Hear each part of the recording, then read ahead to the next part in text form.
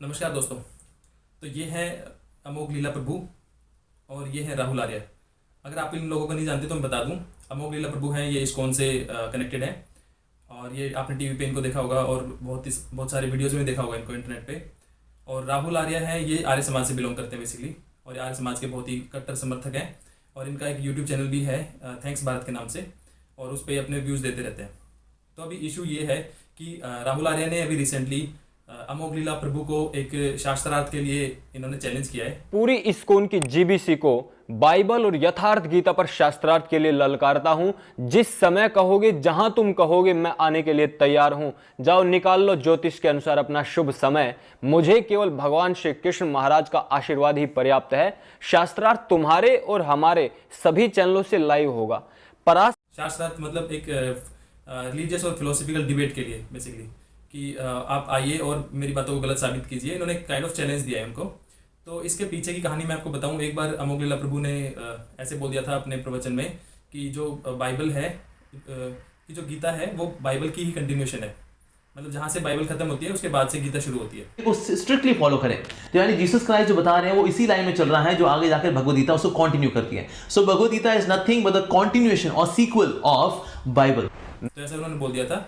तो इसी बात पे राहुल आर्य ने आपत्ति जताई थी और उन्होंने बोला था कि बाइबल और गीता का कोई कनेक्शन नहीं है और आप ऐसे कनेक्ट नहीं कर सकते दोनों चीज़ों को।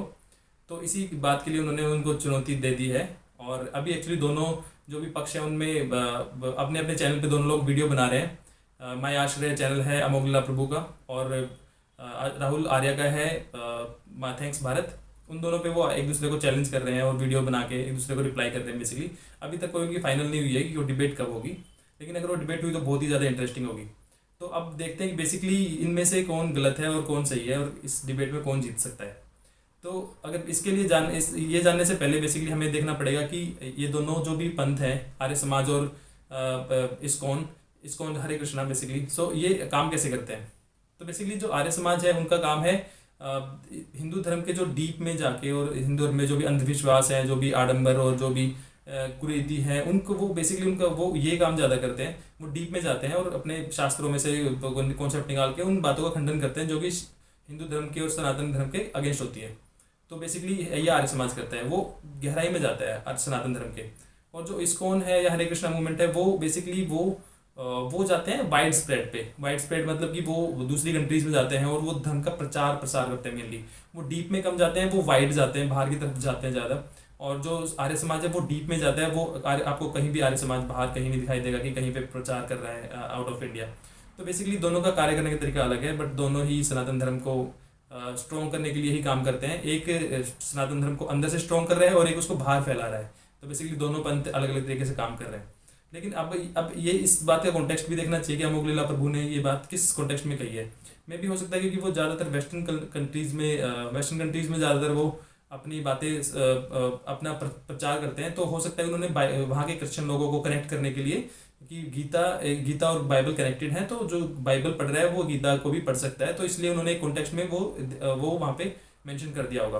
लेकिन राहुल आर्य की बात ठीक है क्योंकि टोटली दोनों डिफरेंट चीज़ें तो आप कनेक्ट नहीं कर सकते, ठीक है। लेकिन अगर दूसरा पॉइंट देखें तो जैसे कि अगर बाइबल है वो अगर आपको ABCD सिखाता है, आपको अल्फ़ाबेट सिखाता है, तो गीता एक आपको बेसिकली पूरी ग्रामर है वो, ठीक है। तो आप ये बोल सकते हैं कि अब अगर आपने बाइबल जहाँ पे ख़त्म कर ली है उसके बाद आप गीता शुरू कर सकते हैं क्योंकि वहाँ से ही रियल जर्नी शुरू होती है आपकी स्पिरिचुअल जर्नी, राइट।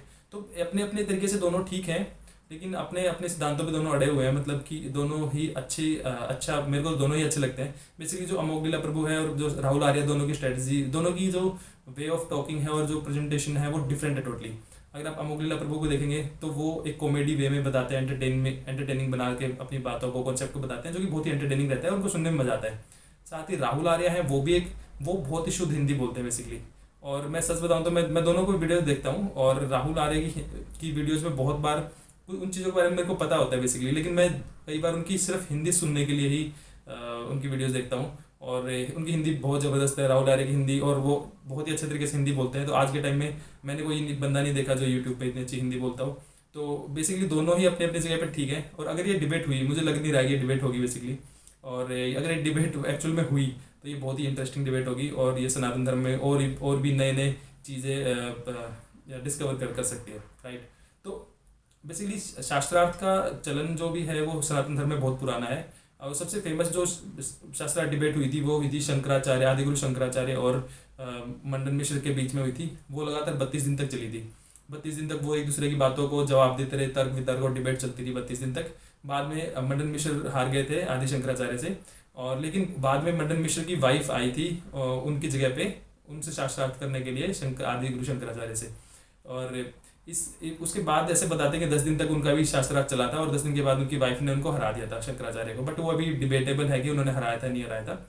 और लेकिन इसके ऊपर एक वीडियो भी बनाई है, हाइपर क्वेस्ट एक चैनल है, आप लोगों ने देखा ही होगा। बहुत ही ज़बरदस्त चैनल है जो कि सनातन धर्म को बहुत ही डिटेल में और डीपली एनालाइज करके बताता है। तो उन्होंने एक वीडियो बनाई थी इस पर रिसेंटली, तो वो भी बहुत अच्छी वीडियो आपको देखनी चाहिए शास्त्रार्थ से रिलेटेड।